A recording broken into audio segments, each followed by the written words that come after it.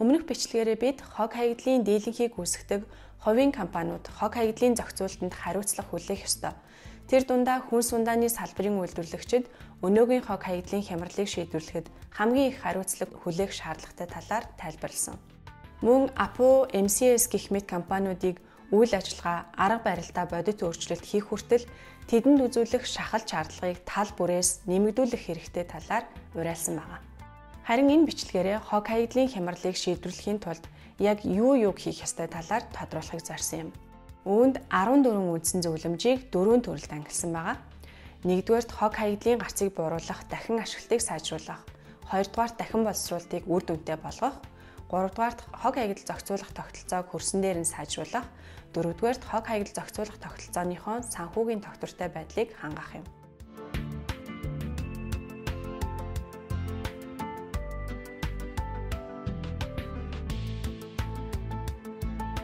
Хог хаягдлын гарцыг бууруулахын тулд нэг удаагийн хэрэглээний болон эдлэгээ муутай бүх төрлийн бүтээгдэхүүн сав баглаа бодлыг бүр мөсөн хориглох.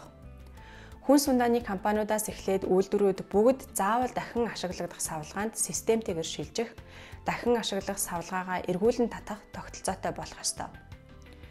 Жишээ нь хийжүүлсэн ундаа PIV гэх мэт уух зүйлсийг нэг удаагийн хуванцар савнд савлаж зархаа зогсоож 10-20 жилийн өмнөшгөө дахин ашиглагдах шилэн лонхонд савлаж худалдаалах. Ингэж байж бид хорон бүрт хог хаягдал тарьдаг нийгэм биш, харин хог хаягдалгүй бүгдийг дахин боловсруулж, дахин ашигладаг нийгэмд бодитоор ойртох боломжтой. Сав баглаа бодлын дахин ашиглалтыг дэмжиж эргүүлэн татах, дахин савлах гэх мэт ажлыг хөнгөвчлөхийн тулд бүх бүтээгдэхүүний сав баглаа бодлыг нэр төрлөөр нь стандартчлах. Бүх уух зүйл, тараг, шампунь зэрэг бүтээгдэхүүний лонх, савнуудыг нэг ижил стандарт овор хэмжээтэй байвал хог хаягдал зохицуулахад ямар амар болохыг та төсөөлөд үзтээ. Англин ялгах, ариутгаж цэвэрлэх, дахин ашиглахад маш хялбар болно. Брэндүүд бүтээгдэхүүнээс сурчлахад илүү төвөгтэй байж болох ч биднийг зөвхөн өөрсдийн ашиг орлогын төлөө зар сурталчилгаагаар зогсоо зайгүй бөмбөгдөх нь багасвал харин ч амар бидтэй. Бид альва бүтээгдэхүүнийг үнэхээр чанартай, хэрэгтэй болохоор нь худалдаж аваад байна уу? Эсвэл гоёмсог сав баглаа бодолд нь хурдаад сэтгэлийн хөрлөөр худалдаж аваад байна уу? Аль ч тохиолдолд маркетингийн асуудал хоёрдугаарт, харин байгаль орчин дээлтэй байдлыг хамгийн түрүүнд анхаарах ёстой гэдэгтээ марга хүн гарахгүй байх. Сав баглаа бодлын хэрэгцээг бууруулахын тулд дотоодын бараа бүтээгдэхүүний үйлдвэрлэлийг дэмжиж, нийлүүлэлт хэрэглээ хоорондын зай, хугацааг бууруулах хэрэгтэй. Өнөө үед хоол хүнс, бараа бүтээгдэхүүн дэлхийд даяар түгээгдэж, дэлгүүрийн лангуун дээр удаан хугацаагаар хадгалагддаг болсонтой холбоотойгоор бид их хэмжээний сав баглаа бодол хэрэглэдэг болсон.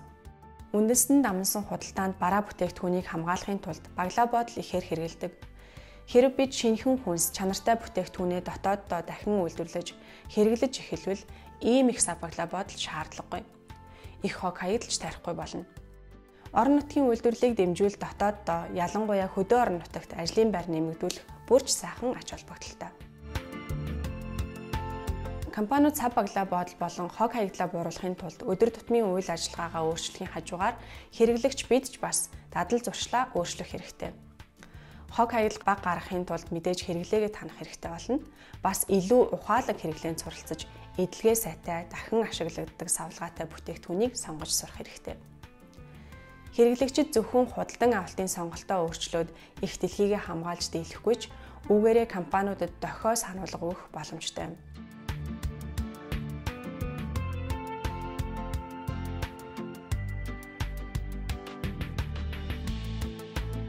Дахин боловсруулах боломжтой гэж төөрөгдүүлсэн нэршлиг хэрэглэхийг хориглох шаардлагатай. Үүнийг тодорхой тайлбарлаж өгье. Дийлэн хог хаягдлыг дахин боловсруулах боломжтой гэж бид байнга сонсдогч бодит байдал өөр.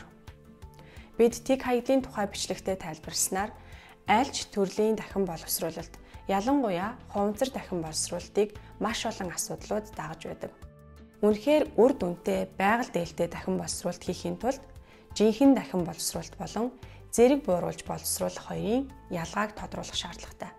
Жишээ нь үр дүнтэй дахин боловсруулна гэдэг нь хуучин ус ундааны савыг боловсруулад шинэ сав хийн гэсэн үг.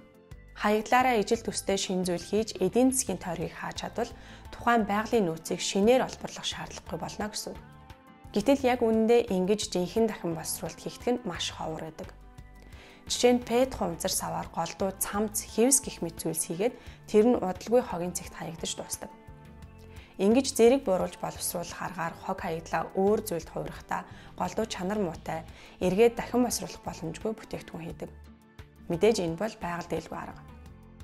Харамсалтай нь одоогоор Монгол улсад бид юу ч жинхнээсээ үр дүнтэй дахин боловсруулдаггүй. Зөвхөн зэргийг нь бууруулж боловсруулдаг. Бараа бүтээгдэхүүн сав баглаа бодлын хэрэглэнээс татгалзах, дахин ашиглах үнэхээр боломжгүй бол заавал дахин боловсруулах боломжоор нь хангаж өгөх ёстой. Ингэхдээ үр дүнтэй дахин боловсруулах боломжтой материалын хэрэглээг энэ тэргүүнд тавьж, сонголт байгаа тохиолдолд дахин боловсруулагдахгүй материал хэрэглэхийг хатуу хориглох шаардлагатай. Ерөнхийдөө сав баглаа бодлын үйлдвэрүүдийн ашигладаг материалын нэр төрөл, тоо хэмжээ, тэр дундаа хуванцрын төрлийг багасгах, дахин боловсруулалтыг хялбарчлахын тулд эдгээр цөөн нэр төрлийн материалуудыг стандартчлах хэрэгтэй. Онлын хувьд ашигласан материал бүрийг нь дахин боловсруулах боломжтой хэрнээ яг үр дүнтэй дахин боловсруулах боломжгүй олон төрлийн материал хойлсон загвар дизайнтай бараа бүтээгдэхүүн үйлдвэрлэхийг хориглох шаардлагатай. Жишээ нь тетрапакийг картон, цаас, хөнгөн цагаан гэх мэт олон төрлийн материалыг нааж хийдэг. Энэ бүх материалыг онлын хувьд тус тусад нь дахин боловсруулах боломжтой боловч бодит байдалд ялангуяа Монгол улсад хинж салгаж дахин боловсруулж чадахгүй. Хитрхи төвөгтэй, зардал ихтэй явц. Үүний адилаар дэлхийд даяар гамшиг болсон дахин боловсруулах боломжгүй нэг удаагийн хэрэглээний жижиглэнгийн савлгааны уутыг хатуу хориглох ёстой. Компани бүр хогоо цуглуулах үүрэгтэй байх хэрэгтэй. Жишээлбэл MCS хийжүүлсэн ундааныхаа бүх савыг цуглуулдаг байх. Цаашлаад хог хаягдлаа өөрсдөө дахин ашиглах, дахин боловсруулдаг байх. Эсвэл туслан гүйцэтгэгчтэй гэрэл хүүргийг хүлээх ёстой. Үйлдвэрлэгчид нийгмийн хариуцлагаа жинхнээсээ хүлээнэ гэдэг нь бусдын сайн санаа, хичээл зүтгэлд найдах биш. Харин өөрсдийн үүсгэсэн хогоо зохистой зохицуулах үүргийг шууд хүлээдэг байхыг хэлнэ. Хуванцар хаягдл ихээр үүсгдэг томоохон компаниуд энэ бүх ажлыг өөрсдөө ямар ч бодит оролцоогүйгээр орон нутгийн засаг захиргаа, дахин боловсруулах жижиг аж ахуй нэгжүүдэд хариуцуулах нь шударга бус. Хэрэв томоохон бохирдуулагчид хог хаягдлаа өөрсдөө дахин боловсруулах үүрэгтэй байсан бол ямар нэг аргаар сая дурдсан үр дүнтэй дахин боловсруулах боломжийг бүрдүүлэх л байсан.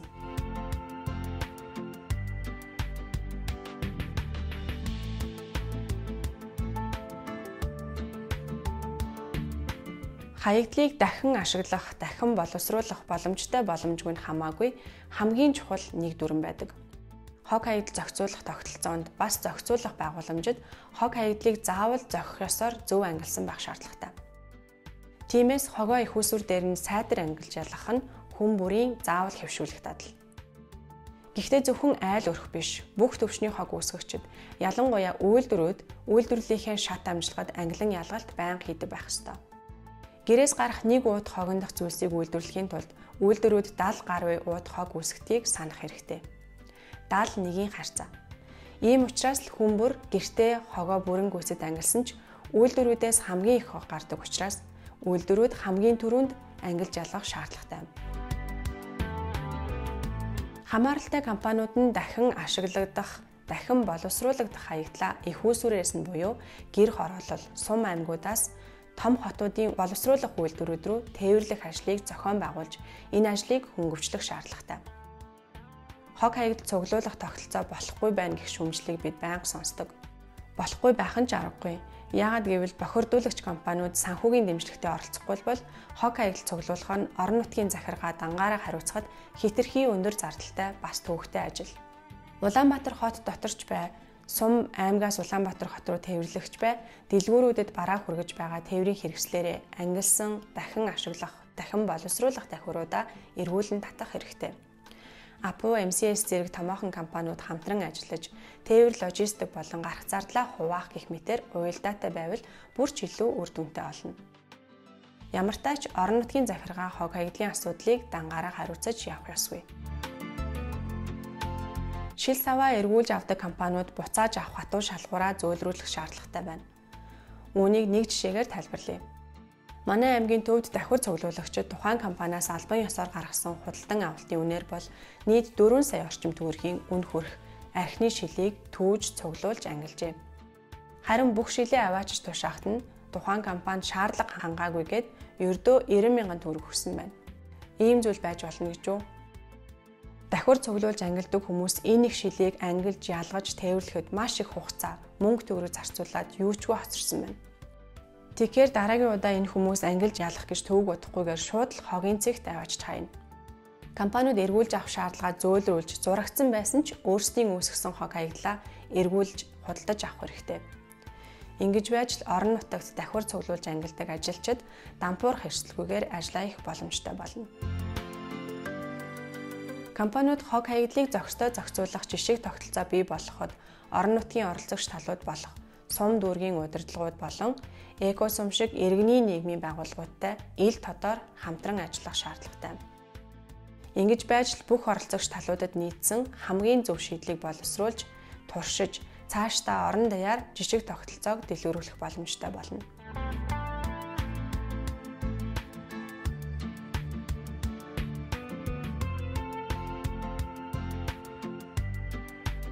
Монгол улсын засгийн газраас сумдын хог хаягдлыг зохицуулахад зориулсан улсын төсвийг нэмэгдүүлж, хог хаягдалд зориулсан орон нутгийн татвар хураамж болон бусад хэлбэрийн орлого бүрдүүлэх боломжийг аль болох хялбарчлах хэрэгтэй.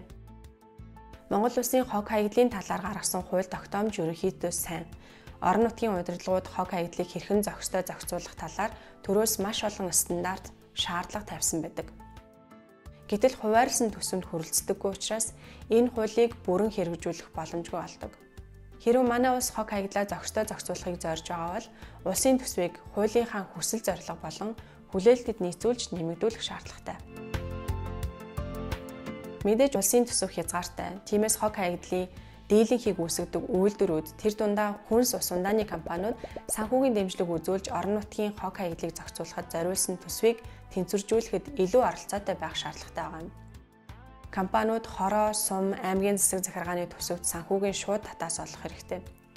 Өмнө тайлбарласнаар компаниуд дахин ашиглах, дахин боловсруулах хэсгээс үл хамаарч өөрсдийн нэрийн бараа бүтээгдэхүүний бүх сав баглаа бодлыг эргүүлэн худалдаж авах тогтолцоотой байх шаардлагатай. Ангилж ялгсан хог хаягдлын борлуулалтаас олсон энэ орлогоор орон нутгийн хог хаягдлыг зохицуулах төсвийг тэнцвэржүүлэх боломжтой. Мөн дахин ашиглах, дахин боловсруулах, давхруудыг худалдаж авах үнийг тогтоохдоо түлшний үнийн хэлбэлзэл болон тухайн орон нутгийн боловсруулах үйлдвэрүүдээс хэр хол зайтайг харгалзаж үзэх нь маш чухал. Тэгж байж түлшний үн өсөн ч аслагдсан сумдын санхүүгийн тогтвортой байдлыг хангана. Улаанбаатар дахин боловсруулах бүх байгууламжийг төвлөрүүлэхийн оронд улс даяар бүсчилж, зарим аймагуудад дахин ашиглах, дахин боловсруулах үйлдвэрүүдийг хүрэлцээтэй байгуулах хэрэгтэй. Бүх давхраа Улаанбаатар хот руу тээвэрлэхэд бид их мөнгө зарж, бас хүлэмжийн ихээр үйлдвэрлэдэг. Харин хэрэв зарим аймгийн төвүүдэд дахин боловсруулах үйлдвэртэй бол цаг, зардал хэмнэнэ. Хог хаягдлын менежментийн төвлөрлийг бууруулахын тулд үйлдвэрүүд ч бас аймгийн төвүүдэд жижиг дунд аврын нэгж салбаруудтай болж савлгаагаа дахин ашиглаж, дахин боловсруулдаг байна гэсэн үг. Жишээ нь хэрэв Апо компани улсын хэмжээнд ядаж зарим аймгийн төвд архины үйлдвэртэй бол шилээ дахин ашиглахаар цуглуулахад хялбар байхаас гадна Улаанбаатар хот руу тээвэрлэж шилээ гэмтээхгүй. Төвлөрлийг сааруулах энэ арга нь хөдөө орон нутагт ажлын байр бий болгож, нөгөө талаар хит богинолтой нийслэлийн хүн амын ачааллыг бууруулах гээд олон давуу талтай. Магадгүй том компаниуд хувьцаа эзэмшигчдээ арай бага ашиг хуваарлах болно. Гэхдээ нийт иргэдийн архи ашигт хамгийн нийцтэй шийдлийг сонгох ёстой шүү дээ. Эдгээр гол шийдлүүдийг хэрэгжүүлж чадвал Монгол улс богино хугацаанд бараг хоггүй улс болох боломжтой. Харин нийт ард иргэд эдгээр асуудлуудыг ойлгож дэмжих шаардлагатай. Эдгээр зөвлөмжүүдийг улсынхаа хууль тогтоомжид тусахыг засгийн газраасаа шаардахын тулд бид нэгдэх хэрэгтэй. Цаашлаад бохирдуулагч компаниудад шахалт шаардлага хүргүүлснээр тэд бүтээгдэхүүнээ байгаль орчин дээлтэй гэж хоосон амлахаа болж нийгмийн хариуцлага жинхнээсээ ухамсарлаж эхлэх болно.